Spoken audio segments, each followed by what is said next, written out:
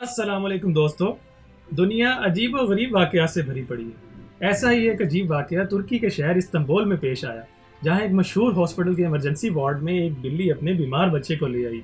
हाँ जी, वाकई एक बिल्ली अपने बीमार बच्चे को ले आई। इस वक्त जो पिक्चर्स आप स्क्रीन पर देख रहे हैं वो इसी बिल्ली के रियल इमेजेस हैं, जो कि हॉस्पिटल के अमले ने ट्विटर पर अपलोड किए हैं। हॉस्पिटल के अमले ने जब ये देखा तो फ़ौरन सर्विस पर मौजूद डॉक्टर्स को तलब किया, जिन्होंने मुतलका इलाज और दवाई देके इस बिल्ली के बच्चे को काफ़ी हद तक खतरे से दूर कर दिया। यूं इलाज हो जाने के बाद वो बिल्ली अपने बच्चे को लेके चलती बनी।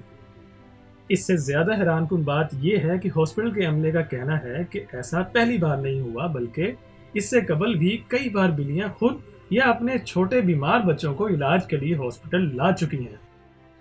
दोस्तों, ये बात है तो बहुत हैरानकुन और दिलचस्प, मगर इससे एक बात तो वाज़ेह है कि बिल्लियों ने इंसानों के साथ अपने इत्तकाई अमल में काफ़ी कुछ सीखा है। इसमें से एक बीमारी के वक्त हॉस्पिटल जाना है।